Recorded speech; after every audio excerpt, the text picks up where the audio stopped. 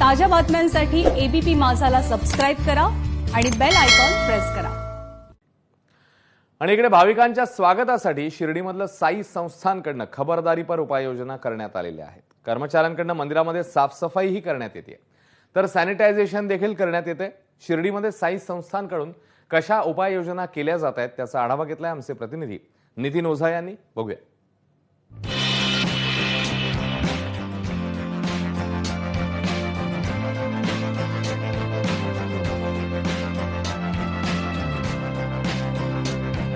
आपण प्रवेश क्रमांक 2 वर आहोत। हे जे गेट नंबर आहे 2, याच ठिकाणाहून प्रत्येक साई भक्ताला आत प्रवेश दिला जाणार आहे। या प्रवेशद्वारातूनच प्रत्येक साई भक्त आपला पास नंबर दाखवला जाईल, त्याची वेळ पाहिली जाईल आणि त्याला प्रवेश दिला जाईल।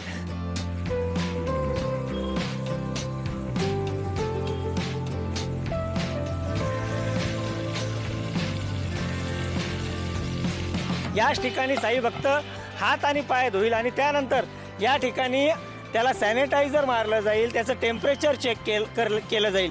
जी कोणी सुरक्षा व्यवस्था असेल ही सगळं हे काम करेल आणि या ठिकाणाहून त्याचं टेम्परेचर त्याची नोंदणी केल्यानंतर याच प्रवेशद्वारामार्गे तो साई भक्त चालत चालत साई समाधी मंदिराकडे जाणार आहे।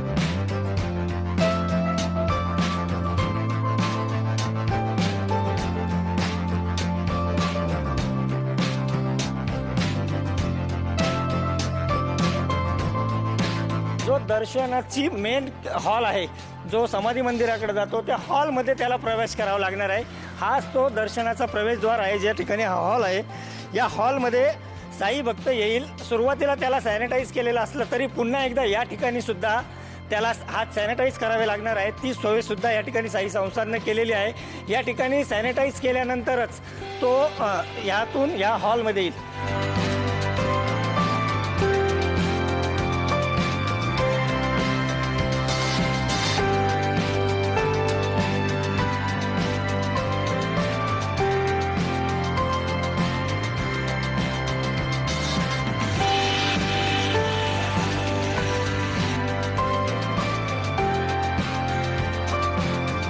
दर्शन रांगेत प्रवेश घेतल्यानंतर त्या साई भक्ताचं द्वारकामाईचं दर्शन रांगेतूनच होणार आहे।